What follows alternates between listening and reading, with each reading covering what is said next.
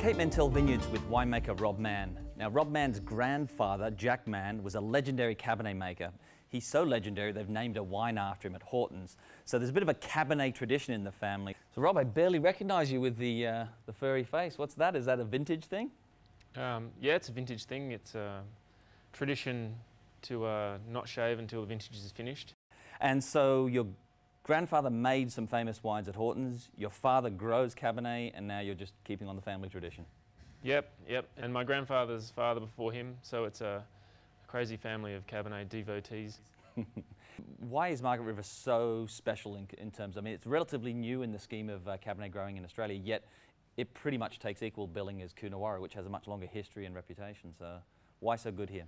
Well, this region was established because of its potential to make Cabernet. So in work done in the late 50s and early 1960s, identified Margaret River as having similar climatic and soil characteristics to Bordeaux, and based on that it was thought it would produce wines in a similar style to that of Bordeaux, and it's proven to be the case, with Cabernet being the #1 variety from Margaret River.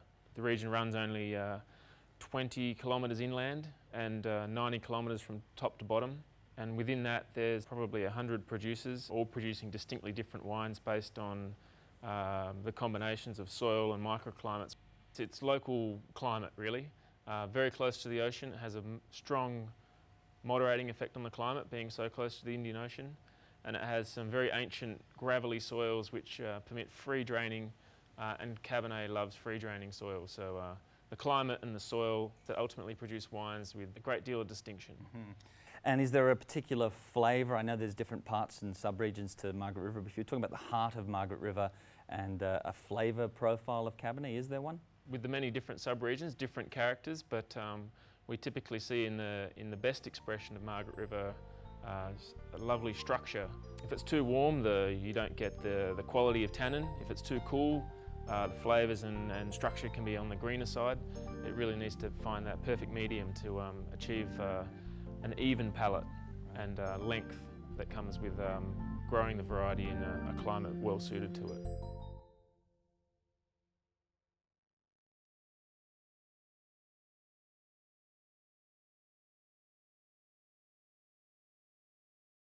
We typically see in the best expression of Margaret River a lovely structure.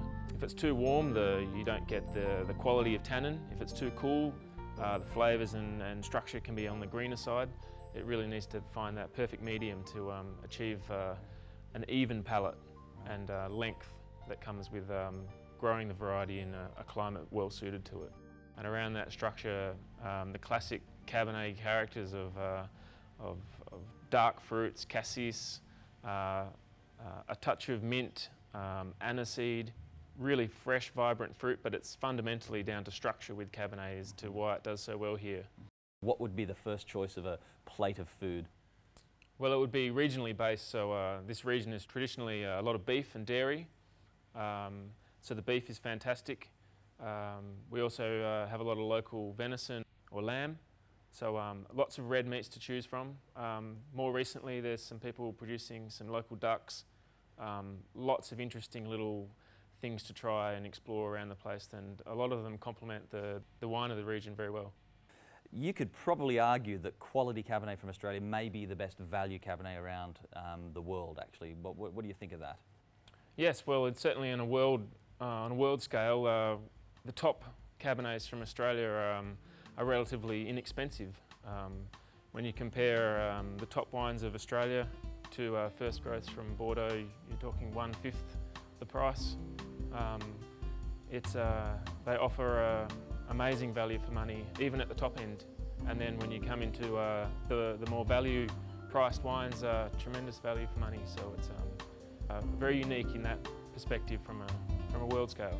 So your granddad said that he thinks Cabernet was the only grape that's going to be tolerated in heaven. Is that what? I think he thought if he had to drink anything when he was up in heaven, it had to be a good bottle of Cabernet.